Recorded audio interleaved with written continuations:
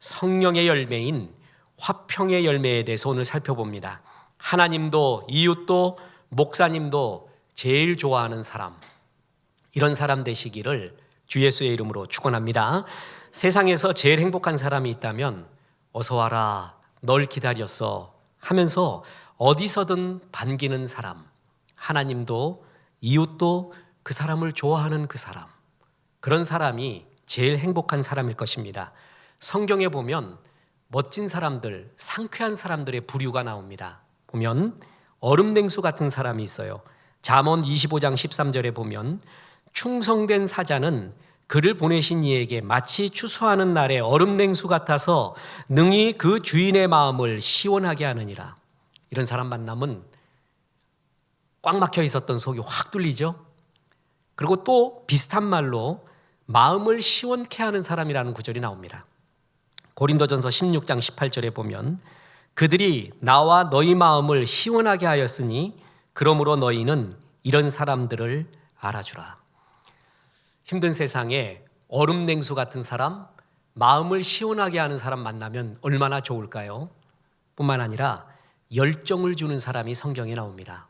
대표적인 사람이 사도 바울입니다. 바울 만나면 뜨거워요. 불꽃을 전해주는 사람이에요. 그런데 이런 사람과 좀 다른 류에 있지만 쉼을 주는 사람도 있습니다. 예수님도 사역을 하시면서 지치고 힘드실 때 방문하던 집이 있었는데 베다니, 마리아 마르다의 집이었습니다. 그 집이 예수님 되게 편하셨나 봐요. 그래서 그 집을 방문하시면서 쉼을 얻곤 했던 그런 류의 사람, 쉼을 주는 사람이 있습니다. 그리고 오늘 성경에 나오는 화평케 하는 사람이 있습니다. 이것이 성경에 참 아름다운 사람이에요. 화평케 하는 사람, 열정을 주는 사람, 쉼을 주는 사람, 마음을 시원케 하는 사람, 얼음냉수 같은 사람, 그죠? 참 멋진 사람. 오늘은 그 중에 화평케 하는 사람인데요.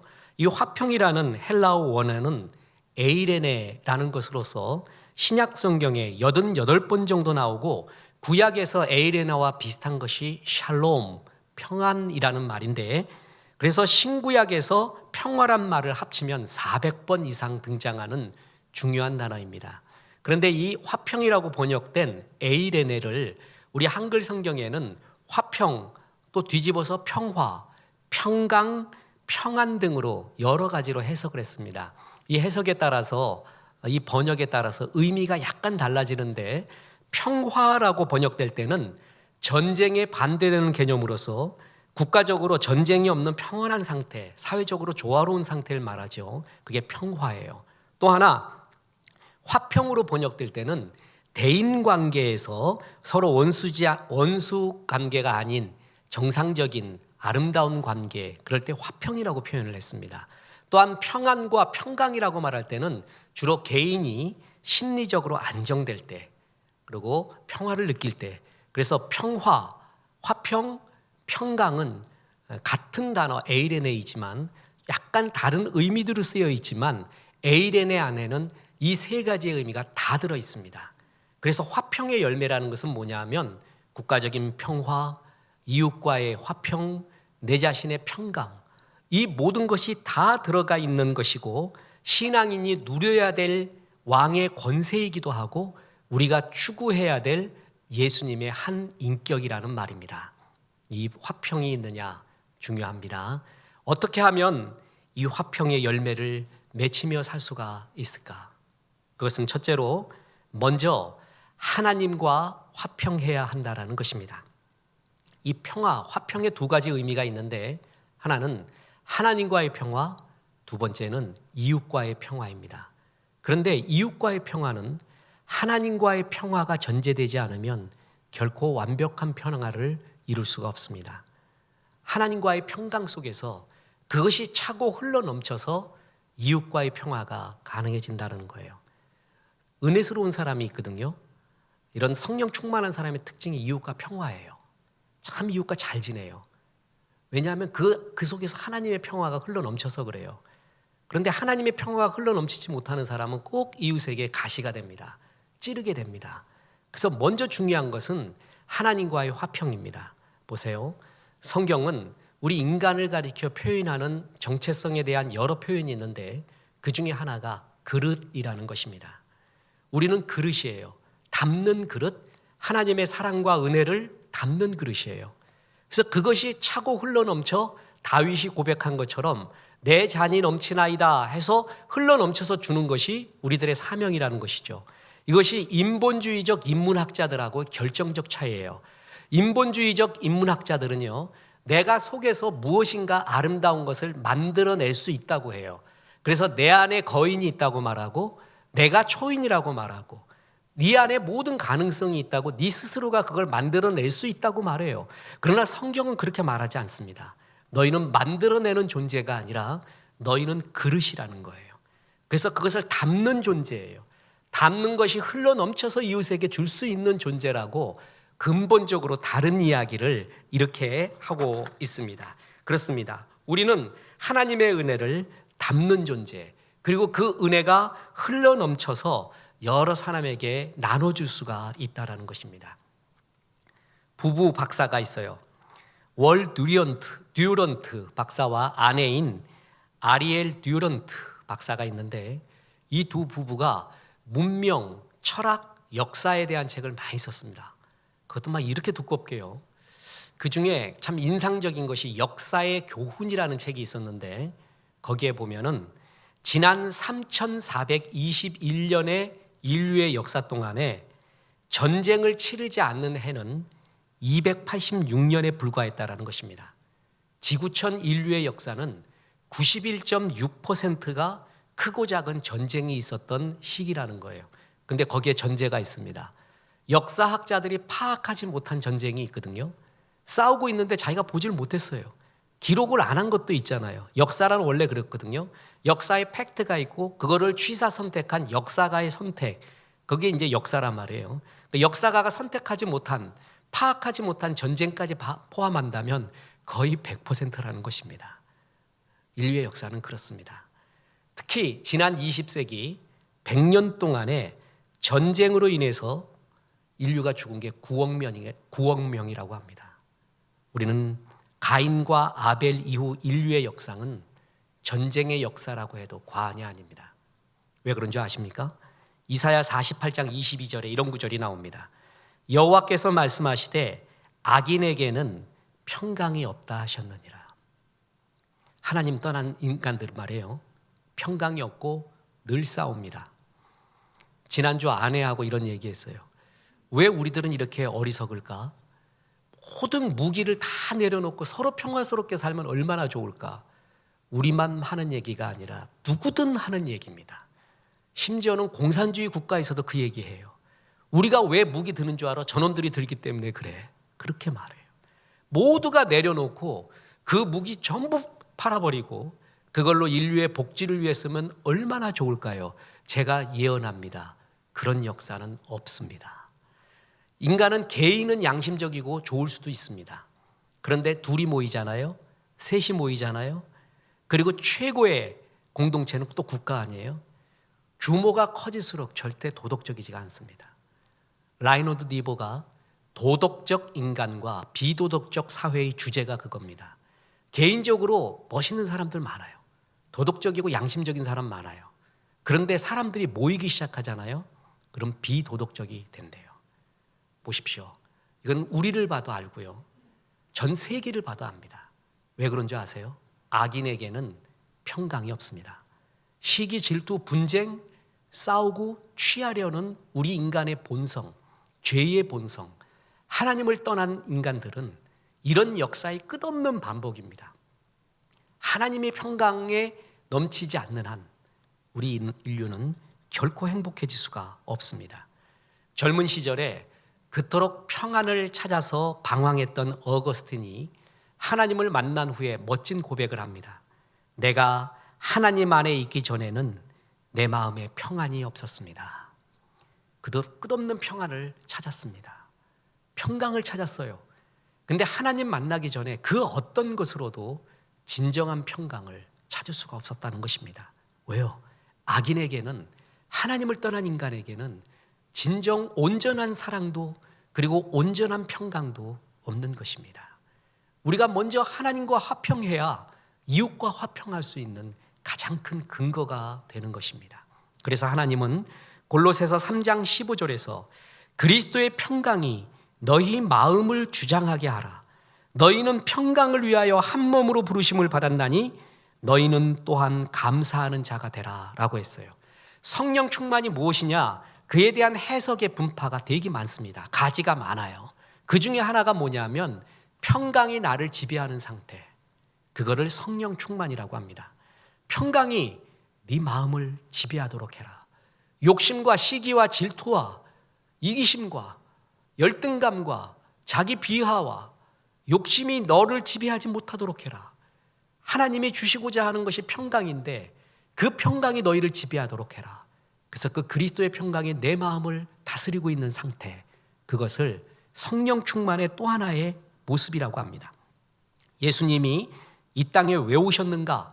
구약 성경은 메시아를 예언하면서 그분의 별명 하나를 얘기하는데 그것이 바로 평강의 왕이었습니다. 자, 보세요. 이사야 9장 6절입니다. 이는 한 아기가 우리에게 낳고 한 아들을 우리에게 주신 바 되었는데 그의 어깨에는 정사를 메었고 그의 이름은 기묘자라 모사라 전능하신 하나님이라 영존하시는 아버지라 평강의 왕이라 할 것임이라. 예수님의 별명이 뭐예요? 평강의 왕이에요. 그래서 그 예수님이 이 땅에 오자 천사들이 노래를 했어요. 근데 그 천사들의 노래의 내용이 뭐냐 하면 누가복음 2장 14절에 지극히 높은 곳에서는 하나님께 영광이요 땅에서는 하나님이 기뻐하신 사람들 중에 평화로다. 에이레네. 평강의 예수님이 이 땅에 오셨어요. 왕이. 그 예수님을 맞는 인간들은, 그리고 그 예수님을 영접한 인간들의 마음에 성령께서 공통적으로 주시는 하나의 모습, 평강, 화평, 평안이라는 것이죠. 이게 그렇게 중요하고 이것이 너희 마음을 지배하도록 하라. 그래서 내가 하나님께 성령 충만하잖아요. 그러면 이 충만함이 흘러넘쳐서 이웃에게 전할 수 있는 모습이 됩니다. 그래서 행복은 전염되는 거예요. 니콜라스 크리스테키스 교수와 제임스 파울로 교수가 공저한 행복은 전염된다라는 책이 있습니다. 참 좋은 책입니다. 부제목이 뭐냐 하면 사회적 관계가 우리에게 얼마나 놀라운 영향력을 가지고 있는가. 우리는 관계의 영물이거든요. 그러면서 이런 말을 합니다. 3단계 거리 안에 있는 사람, 1단계가 친구예요. 2단계가 친구의 친구, 3단계가 친구의 친구의 친구가 있는데 한 사람이 감정이 좋아졌어요. 기뻐졌어요. 혹은 나빠졌어요. 그러면 그 영향력이 나뿐만이 아니라 친구에게, 또 친구의 친구에게, 내가 한 번도 보지 못한 친구의 친구의 친구에게까지 전달된다라는 것입니다. 이걸 실험을 해왔어요. 임상 실험하고 발표를 했습니다. 그래서 보세요. 내가 행복해질 가능성은 내 친구가 행복하면 약 15%가 증가하고 내 친구의 친구가 행복하면 약 10%가 증가하며 내 친구의 친구의 친구가 행복하면 약 6%가 증가한다라는 거예요. 놀랍지 않습니까? 한 사람이 행복하면은요, 그것이 한 번도 보지 못하는 사람, 그 사람에게까지 영향을 미친다는 거예요. 사람은 전부 에너지로 연결돼 있대요. 긍정 에너지건 부정 에너지건 에너지로 연결돼 있어서 그 에너지가 전달이 된다는 거예요. 그래서 제일 행복한 사람은 뭐냐 하면 행복한 사람 옆에 있는 사람이에요. 유대인의 3대 교육법이 있거든요. 세계를 지배하는 유대인의 3대 교육법. 그 중에 하나가 근접의 원리입니다. 좋은 걸 가까이 하는 거예요. 최고 좋은 하나님의 율법, 최고 좋은 랍비, 최고 좋은 사람, 친구를 가까이 하는 거예요. 최고 좋은 책을. 그래서 그 좋은 영향을 받는다는 거예요. 나쁜 사람하고 어울리잖아요. 나빠져요. 향싼 커피를 싼 종이에는 커피 냄새가 납니다. 산을 가까이 하는 사람은 산 모양과 비슷해요. 술 좋아하는 사람 꼭 술같이 생겼어요. 담배 좋아하는 사람 꼭 담배 같아요. 사람이 이상합니다. 순대 좋아하는 사람 눈이 순대가 돼요. 그렇게 비슷해져요. 사람은 가까이 하는 것. 그래서 왜냐하면 그 에너지로 서로 연결이 돼 있기 때문에 그렇다는 거예요. 그래서 제일 행복한 사람 연구를 해보니까 행복한 사람은 꼭 행복한 사람 옆에 있더라. 불행한 사람은 꼭 불행한 놈들끼리 모여 있더라 이러는 거예요. 그래서 이 세상에서 제일 복받은 사람은 행복한 사람과 옆에 있는 것이다 그래요. 근데 세상이 그렇습니까? 세상에 행복한 사람이 많지 않거든요. 그래서 사명이 우리에게 있습니다. 내가 먼저 행복한 겁니다. 그래서 행복의 바이러스가 돼서 많은 사람에게 전파하는 것, 이게 하나님이 우리에게 주신 특권이자 사명이었습니다. 하나님이 아브라함을 택하시면서 너는 복이 될지니라 라고 말했습니다. 복의 근원은 하나님이시고 그 복을 전하는 통로가 네가 된다는 거예요. 이걸 통로 이론, 파이프라인 이론이라고 하거든요. 중요한 게요, 석유 파이프라인이 있잖아요. 그럼 석유가 거기서 계속 흘러나가요. 그 통로를 통해서. 그러면 그 파이프라인에는 뭐가 계속 묻어 있죠? 석유가 계속 묻어 있어요. 행복의 통로는 뭐냐면 계속 행복이 묻어 있는 거예요. 복의 통로는 복이 계속 묻어 있는 거예요. 아브라함 부르신 게 복의 통로가 되라는 거거든요. 그래서 보세요. 창세기 12장 3절에 보면 땅의 모든 족속이 너로 말미암아 복을 얻을 것이라 하신지라. 너는 복의 통로로 살아라. 이건 아브라함을 부른 이유이자 우리를 부른 이유이기도 합니다. 행복은 전염성이 강합니다. 그래서 내가 먼저 충만하고 행복하잖아요. 그럼 그 기운을 아내, 남편뿐만이 아니라 친구가 느끼고요, 내가 보지 못한 친구의 친구가 느끼고 친구의 친구의 친구가 느낄 수 있다는 것입니다. 그래서 여러분, 내 스스로가 성령 충만하여 행복한 것, 그게 이웃에 대한 제일 첫 번째의 길입니다. 백문일답이라는 말이 있습니다. 천문일답도 되고 만문일답도 됩니다. 이 세상은 만 가지 질문이 많이 있습니다. 그에 대한 질문 한 가지의 대답이 있어요. 예수입니다. 예수가 모든 만 가지 질문의 대답입니다. 그 예수가 뭐냐라는 실천 방안으로서 내가 먼저 충만한 것입니다. 내가 성령 충만하잖아요. 그럼 우리 가정의 문제가 있죠. 교회의 문제, 사회의 문제, 학교의 문제, 모든 문제 속에 사는데 그 문제를 해결하는 유일한 방법은 예수님이에요. 그리고 그것을 더 구체적으로 말하면 내가 성령 충만한 거예요. 예수님으로 성령 충만해요. 그래서 내가 다 고칠 수 있는, 해결할 수 있는 복의 근원 통로로서 사는 것이 우리에게 얼마나 큰 특권이자 사명인지 모릅니다. 그래서 저는 성도한테 말합니다. 문제 있습니다. 뭐 문제 있습니다. 뭐 있습니다. 저도 있습니다. 그래요. 이에 대한 답이 뭔지 아세요? 내가 성령 충만한 겁니다. 내가 신실한 예배와 기도와 말씀을 통해서 내 스스로가 성령 충만한 게 모든 문제의 대답입니다. 이웃과 화평하고 싶어요? 내가 하나님과 화평해지면 됩니다. 그럼 얼굴이 환히 빛나요. 사람들이 알아요. 그때 이웃과 화평해질 수 있는 거예요. 목사가 성도님들에게 줄 수 있는 최고의 선물이 있어요. 목사 스스로가 하나님의 깊은 샘물, 하나님의 쉴만한 물과 푸른 초장에 먼저 닿는 거예요. 하나님과 깊은 교제하는 거예요. 그래서 성령 충만한 거예요.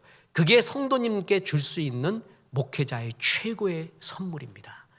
목회자가 푸른 초장 쉴만한 물가가 뭔지를 알아야 양들을 글로 끌고 가지요. 내가 그것도 모르면서 일로 오라고 말할 수가 있습니까? 목회자가 먼저 성령 충만한 거예요.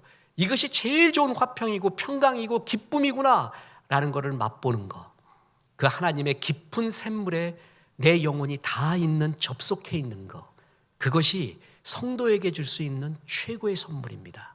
내가 내 남편한테, 내 자녀에게, 내 친구와 동료에게 줄 수 있는 최고의 선물이 뭔지 아세요? 내가 먼저 성령 충만한 것입니다. 다윗의 고백처럼 내 잔이 넘치나이다. 이 고백이 크면 클수록 내 이웃들은 그의 영향을 받게 됩니다. 기뻐해집니다. 그래서 우리가 화평의 열매를 맺기 위해 제일 먼저 중요한 게 뭐라고요?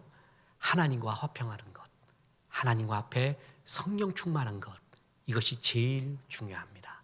두 번째이자 결론, 오늘 본문에 교훈이 있습니다. 그리하여 하나님도 이웃도 목사님도 제일 좋아하는 화평의 사람이 되시기를 주 예수의 이름으로 축원합니다. 하나님도 이웃도 목사님도 제일 좋아하는 사람이 있어요. 화평케 하는 자입니다. 오늘 본문 마태복음 5장 9절 보십시오. 화평하게 하는 자는 복이 있나니 그들이 하나님의 아들이라 일컬음을 받을 것이며. 어느 목회자가 이 구절을 강의하면서 그래요. 성경에서 예수님 빼고 하나님의 아들이라는 극찬을 받은 존재는 여기밖에 없다. 어떤 사람을 하나님이 내 아들이라고까지 말하고 싶으냐 하면 화평케 하는 사람이라는 것이에요.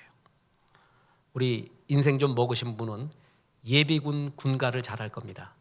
예비군 가는 길엔 승리뿐이다. 그 김신조 씨 내려와서 우리 멋지게 예비군 만들었죠. 그랬더니 방위 아저씨가 예비군 훈련 다 끝내고 나서 패러디를 했습니다. 예비군 가는 길엔 담배꽁초뿐이다. 그냥 수북하게 쌓였습니다. 어떤 사람 가는 길에는 싸움뿐이에요. 그가 가는 길에는 싸움뿐이다. 그가 가면 꼭 당을 지어요. 분쟁해요. 수군수군해요. 남을 비방해요. 이간질해요. 싸움을 붙입니다. 인생에서 제일 불쌍한 사람, 불행한 사람입니다. 남의 좋은 점을 보지 못하고 늘 허물을 보면서 수군수군하고 비방하고 가는 곳마다 문제를 일으키는 사람이 있다면 내가 하나님의 아들인가 돌아봐야 됩니다. 하나님의 아들의 삶은 이렇지 않다라는 것입니다. 하나님의 사람의 특징은 평강이고 아름다운 사람이에요. 내로남불이라는 말이 있습니다. 어떤 분석가가 얘기했는데 우리나라 정치인이 제일 많이 하는 말이 뭐냐? 막 말로써 내로남불이래요. 야당도 그 얘기하고 여당도 그 얘기한대요. 내가 하면 로맨스, 남이 하면 불륜. 거기에 내로남불에 여러 구절들이 나오는데 거기에 이런 구절이 하나 있습니다. 사람들이 그 사람을 좋아하는 이유는 그가 아첨하기 때문이고 사람들이 나를 싫어하는 이유는 내가 정의롭기 때문이다. 대표적인 내로남불. 그 사람 좋아하면은요, 그 사람이 좋아하는, 사람들이 좋아하는 이유가 있거든요. 저놈 아첨하기 때문에 좋아한대. 사람들이 날 싫어한대요. 이유는 난 정의롭기 때문이래. 그래서 어디 가든 정의롭기 때문에 사람들이 다 날 싫어한대요. 정말 멍청한 말입니다. 옳지 않은 말입니다. 하나님께서는 우리 그리스도인이 이상적으로 그리고 추구해야 될 모델의 말씀을 이렇게 말했습니다. 로마서 14장 18절입니다. 이로써 그리스도를 섬기는 자는 하나님을 기쁘시게 하며 사람들에게도 칭찬을 받느니라. 하나님을 기쁘게 하고 사람에게도 축하와 축복과 기쁨을 받는 존재. 이런 존재가 우리가 추구해야 되고 롤 모델로 삼아야 되는 중요한 것입니다. 저는 어려운 거 안 묻습니다. 지금 읽은 게 로마서 14장 18절이거든요. 그 다음 구절이 뭐예요? 19절이죠. 그러면 어떻게 하면 하나님을 기쁘게 하고 사람에게도 칭찬받을 수 있느냐가 19절에 나와요. 읽어보겠습니다. 그러므로 우리가 화평의 일과 서로 덕을 세우는 일을 힘쓰나니.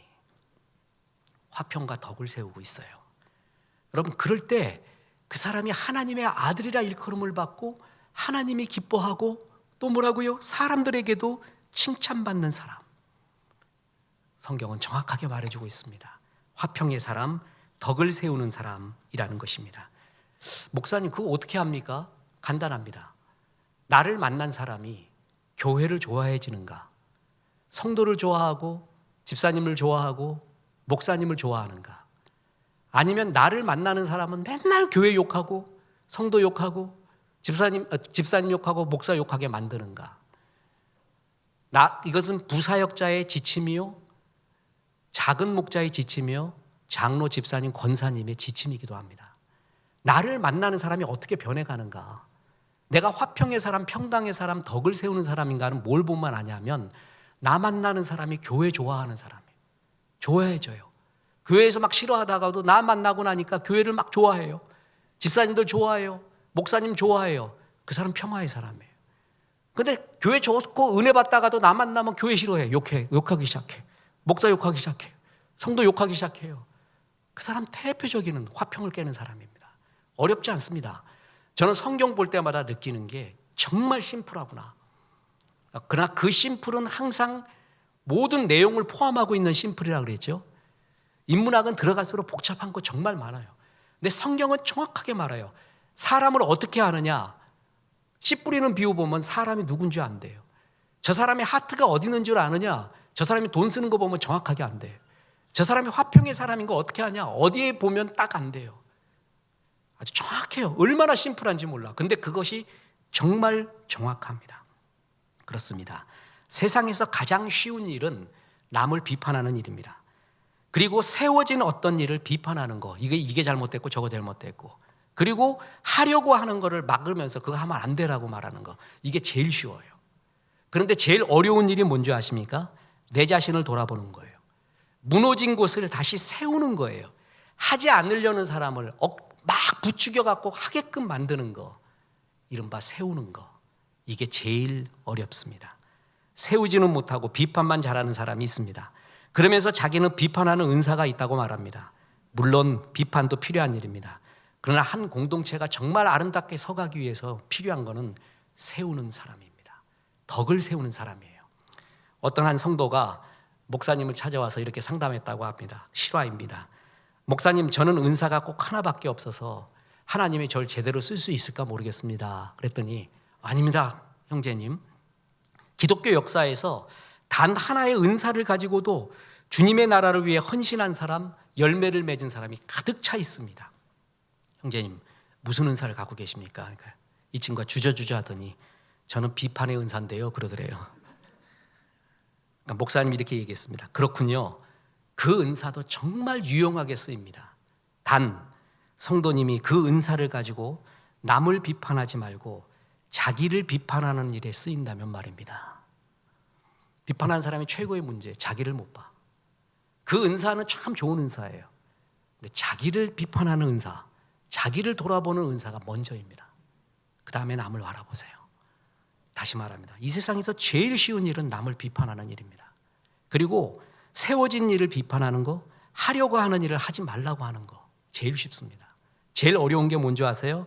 나를 돌아보는 거예요. 무너진 곳을 세우는 거예요. 하지 않으려는 사람을 하게끔 독려하는 거. 그게 제일 어렵고 그게 공동체에 제일 필요한 모습입니다. 뉴욕에는 1800개가 넘는 동상이 있다고 합니다. 저는 치워보지 못했습니다. 몇 개 봤습니다. 유명한 정치인, 그리고 유명한 장군, 예술가, 무명용사의 동상이 있고요. 이게 참 희한한 나라입니다. 이상한 나라의 앨리스 동상도 있어요. 그리고 제일 환장하는 거는 썰매 개썰매 그 동상도 있습니다. 그런데 1800개의 동상 중에 비평가의 동상은 없습니다. 이게 사회 문화 철학적으로 굉장히 유명한 말이에요. 그것은 없습니다. 이 세상에서 가장 기본적이고 필수적인 것은 짓다라는 동사를 많이 씁니다. 밥을 짓는다, 웃음 짓는다, 집을 짓는다. 이 세상은 짓는 사람이 참 필요합니다. 지어놓은 거 뭐라고 얘기하는 것처럼 쉬운 것은 IQ 50만 넘으면 다 할 수 있습니다. 하나님의 말씀은 살리는 생명의 도구거든요. 그래서 듣는 자는 뭐라고요? 살아나리라. 그게 하나님의 말씀의 특징이에요. 그런데 이 말씀을 갖고 바리새인은 죽이는 데 사용을 했습니다. 예수님이 이 말씀으로 수많은 사람을 살려냈는데 바리새인은 죽이는 데 사용을 합니다. 날 때부터 소경된 자가 있었습니다. 바리새인과 서기관들이 알고 있는 것은 이 세상에 수많은 기적들이 있는데 그 기적들 중에서 박수무당들이 하는 작은 기적들이 있고 만들어낸 가짜 기적도 있고 그런데 진짜 기적도 존재한다고 믿었어요. 메시아만이 할 수 있는 기적이라는 것이 있다라는 것을 알고 있었습니다. 그 중에 하나가 뭐냐면 진짜 메시아만이 할 수 있는 기적, 소경을 눈뜨게 하는 거예요. 이거는 메시아만이 할 수 있다는 거예요. 그래서 예수님이 날 때부터 totally blind, 완벽하게 소경된 자를 고치시잖아요. 예수님을 함부로 건드릴 수 없었던 이유 중에 하나도 뭐냐면 메시아만이 할 수 있었던 기적의 그 무엇을 예수님이 하는 것 같았어요. 그래서 함부로 건드릴 수도 없다라는 것을 느끼고 있었어요. 날 때부터 소경된 자를 예수님이 고쳤습니다. 여러분이 그 구절을 접했을 때 뭘 느끼세요? 여러분이 그걸 갖고 설교를 한다고 치면 리더가 돼서 큐티를 나누면서 이 구절 갖고 교훈을 나눈다면 여러분은 무슨 얘기를 하겠어요? 99%가 이렇게 말할 거예요.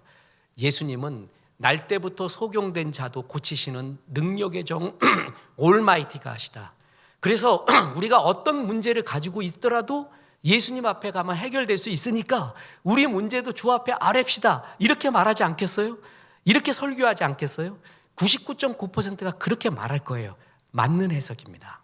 우리 예수님은 그런 기적의 자 또한 문제를 해결할 수 있는 종입니다. 그런데 이렇게도 볼 수 있지 않겠습니까? 그 소경 얼마나 좋을까? 날 때부터 소경된 그가 얼마나 좋을까?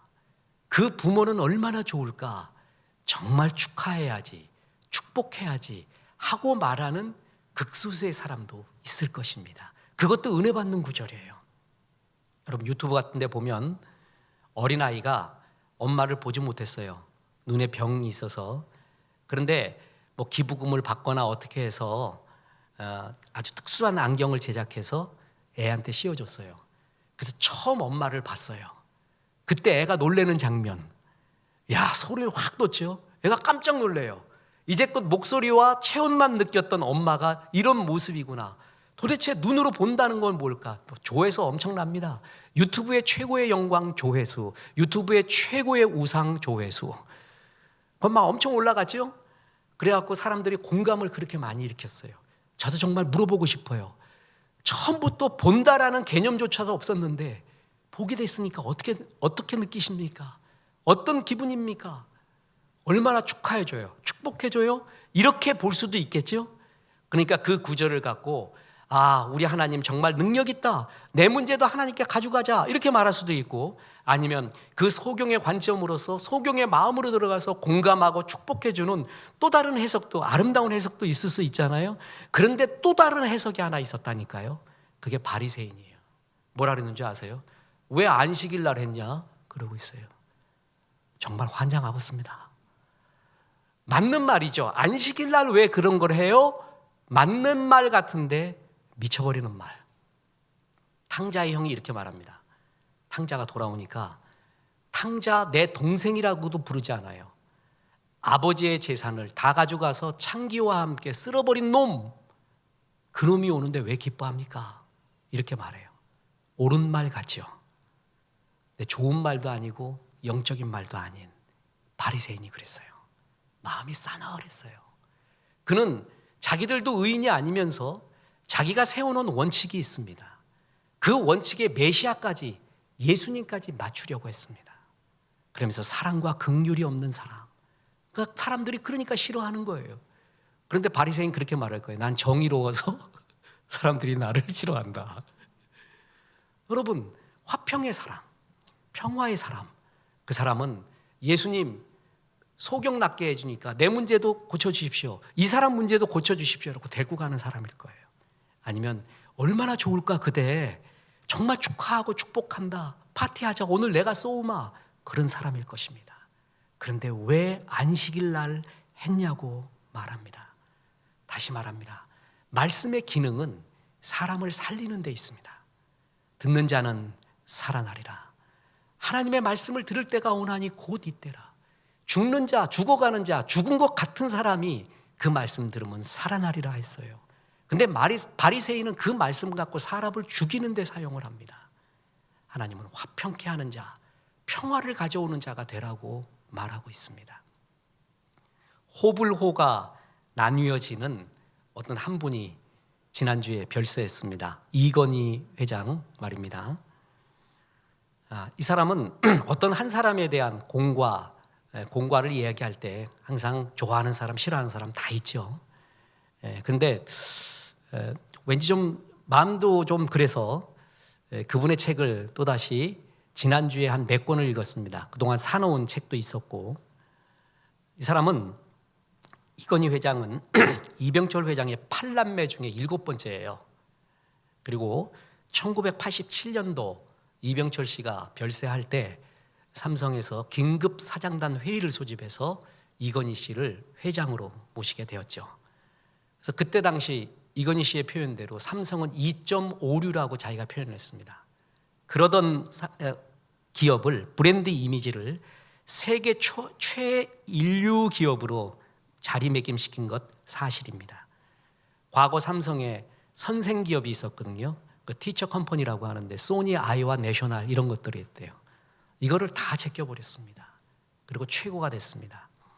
이병철 씨의 경영 철학은 다 잘하는 거였는데 이건희 씨의 경영 철학은 진짜 잘하고 중요한 거 하나의 집중. 그걸 선택과 집중 굉장히 잘했다는 거예요. 물론 이병철 씨도 반도체를 선택했지만 그곳에 더 집중해서 이기게 된 거, 탁월한 경영 능력, 그것은 분명히 부인할 수가 없습니다. 기업 이미지뿐만이 아니라 국가 이미지를 엄청 높인 거 사실입니다. 이분에 대해서 저는 4가지가 항상 가슴에 와 닿습니다.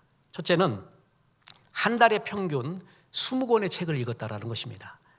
그 바쁜 와중에 20권의 책을 꼭 읽었대요. 그러면서 그가 독서에 대해서 한 유명한 말이 있습니다. 초등학교만 졸업해도 한 분야에 관한 책을 1000권만 읽으면 그 분야의 전문가가 될 수 있다. 100% 인정합니다. 진짜 그렇습니다. 그 분야, 자기의 관심 분야 있잖아요. 1000권의 최고의 도서들을 읽어보세요. 전문가가 됩니다. 500 읽을 때, 300, 500 읽을 때 다릅니다. 1000권 읽잖아요. 그러면 전문가뿐만이 아니라 자기 의견도 들어갈 수 있어요. 독서에 대한 그의 선언, 그가 읽었던 독서의 양, 삼성을 초인류 기업으로 만든 여러 요인 중에 하나, 본인도 얘기하듯이 독서였습니다. 그리고 또 하나 너무나 재밌는 사실인데 그는 매년 1000편 이상의 비디오와 드라마를 본다는 것입니다. 아주 광입니다. 비디오 광. 그래서 일본 유학 시절에 혼자서 연간 1300여 편의 비디오를 보았습니다. 해외 출장 때문에 드라마 시청이 불가능하면 국내에서 직접 비디오 테이프나 DVD를 공수해 와서 밀린 드라마를 다 봤다고 합니다. 일화도 있죠. 싱가포르에 가는데 비서진에서 야, 싱가포르에서 제일 유명한 비디오 100개 목록을 한번 봐봐라. 내가 없는 거 구하려고요. 비서 갖고 왔다는 거예요.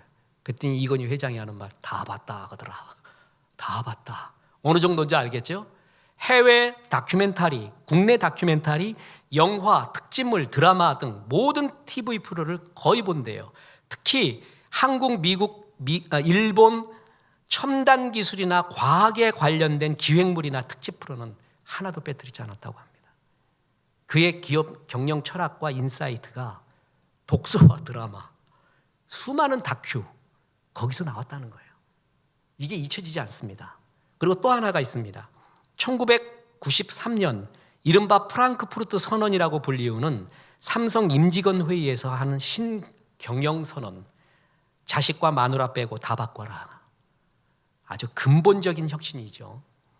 선입관도 다 집어넣어 빼버리고 근본적으로 뒤집어지지 않으면 지금 우리가 2.5류인데 이 상태가 유지될 것 같냐? 10년 후면 5류 된다. 다 바꿔야 된다. 그런 신경영 선언 말이에요. 그리고 또 잊혀지지 않는 게 2002년에 한 명의 천재가 1만 명을 먹여 살린다라는 천재 경영론. 이 4가지가 잊혀지지 않습니다. 전 세계의 0.001%의 천재가 99.999%의 사람을 먹여 살릴 수 있는 힘을 가지고 있다. 찬성하는 사람, 반성하는 사람, 반대하는 사람도 있을 것입니다. 그러면서 스티브 잡스나 구글의 레리 페이지, 인텔의 앤디 그로브, 아마존의 제프 베조스. 생각을 하면 한 사람의 인사이트가 얼마나 중요한가. 그 공동체에 시스템이 잘 돼 있고요. 좋은 사람들이 많아도 그 사람이 없으면 안 되는 경우가 있습니다. 그 한 사람, 그건 정말 중요한 핵심 인력입니다. 그것의 소중함을 이건희 회장은 인식을 하고 그 인재를 얻기 위해서는 삼고초려해라. 반드시 어떤 대가를 지불하고라서도 그를 데리고 오라. 이렇게 말할 정도입니다. 그래서 4차 산업혁명 시기에 인공지능, 빅데이터, 로봇, 사물인터넷 그 분야의 기술자 최고를 모으는 이러한 삼성의 경영 방법. 그리고 그것을 소중히 여기는 것. 스티브 잡스도 그렇죠. 아납굽타, 이 사람이 되게 중요했습니다. 그래서 아납굽타를 얻기 위해서 파격적인 아무리 좋은 제시를 해도 들어오지 않습니다. 그랬더니 어떡하냐 하면은 아납굽타가 몸담고 있는 회사를 사버립니다. 회사 자체를 사버려요. 그 인재를 얻기 위해서 말입니다. 그 인재 경영, 핵심 인재 경영 충분히 인정을 합니다. 근데 여러분, 목회와 경영은 공통점이 있고 결정적인 차이점이 있습니다. 제가 방송국 가서 지난번에 경영학의 수제라고 하는 장로님을 잠시 배웠습니다. 우리나라 최고 학부의 경영, 외국에서도 최고의 경영을 배워왔어요. 이분이 10년 동안 회계했대요. 중요한 말이 있습니다. 자기는 경영의 관점으로 항상 교회를 봤대요. 목사님을 봤고 장로님, 장로교에서는 또 당회가 있으니까 그렇게 봤대요. 자기가 전공이 그거니까 경영의 관점으로 봤대요.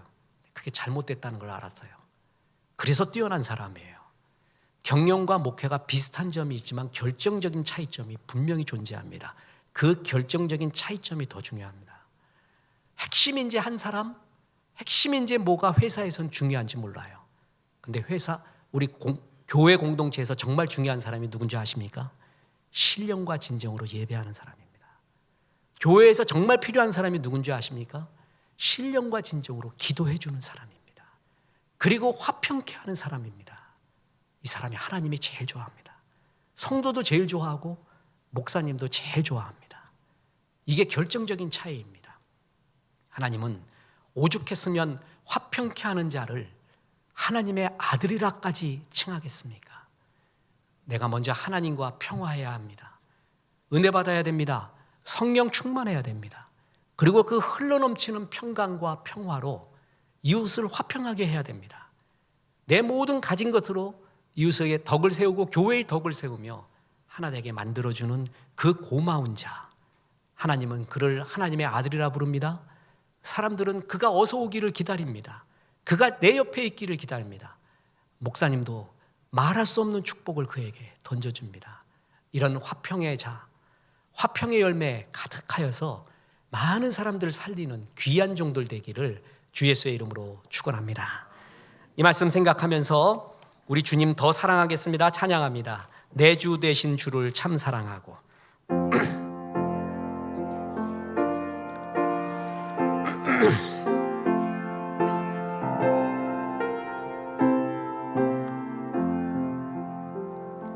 내 주 되신 주를 참 사랑하고 곧 그에게 죄를 다 고합니다. 그 은혜를 주신 내 예수시니 이전보다 더욱 사랑합니다. 주 날 사랑하사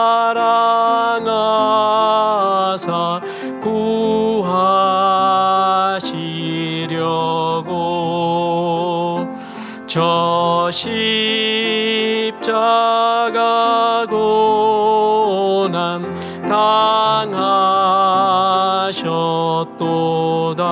당하셨도다. 그가 시관 쓰신 내 주 배오니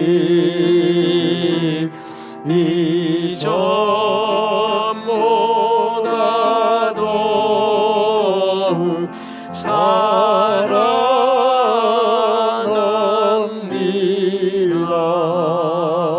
사랑합니다. 이제는 우리 구주 예수 그리스도의 은혜와 하나님의 크신 사랑과 성령님 화평케 되는 자가 되라 말씀하심이 이 말씀에 아멘 하며 주의 은혜를 받고 평화의 사람으로 살기로 기도한 성도들에게 함께 하셔서 이제부터 끝날까지 크신 영광 받으시옵기를 우리 구주 예수 그리스도 이름으로 축원하옵나이다. 아멘.